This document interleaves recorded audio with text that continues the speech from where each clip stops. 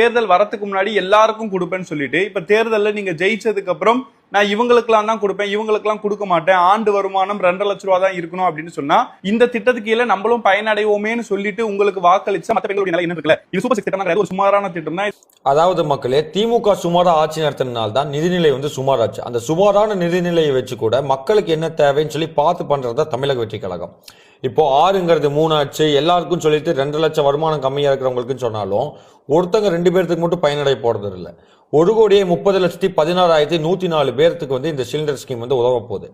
சும்மா அவதூறு பரப்பணும், ஏதாச்சும் ஒன்று பேசணும்னா பேசிட்டு போயிடலாம். நம்ம ஒன்றும் 4 வருஷமா லேப்டாப் தராம கடைசி வருஷம் லேப்டாப் தந்து ஓட்டுக்காக ஸ்கீம்ஸ் கொடுக்கறதும் கிடையாது.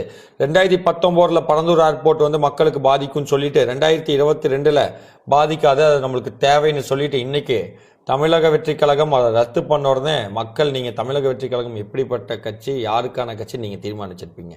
இன்னைக்கு அப்படியே கூச்சல் போட்டு வெளியில வராங்க, பரந்தூர் ஏர்போர்ட்க்கு அகைன்ஸ்ட் பண்ணி நம்ம ரத்து பண்ணிட்டோம்னு சொல்லி. இவங்க உண்மையாவே மக்களுக்கானவங்களா இல்லை அவங்களுக்கானவங்களா? என்னம்பாங்க, இண்டஸ்ட்ரியல் டெவலப்மெண்ட் வராதுன்னு சொல்லுவாங்க.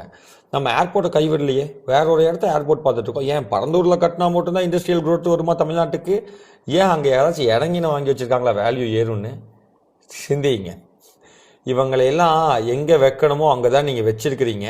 இன்னும் கொஞ்சம் தள்ளி வச்சிங்கன்னா கரெக்டாக இருக்கும். இன்னும் நீதிநிலையை நம்ம நல்லது பண்ணிட்டு நீ என்னென்ன நல்லது பண்ண போகிறோன்னு மக்கள் காத்துட்டு இருந்து பாருங்க. இவங்களோட பேச்சையெல்லாம் கொஞ்சம் தள்ளியே வைங்க. வாழ்க தங்க தளபதி, வாழ்க தமிழக வெற்றி கழகம், வாழ்க தமிழ். நன்றி, வணக்கம்.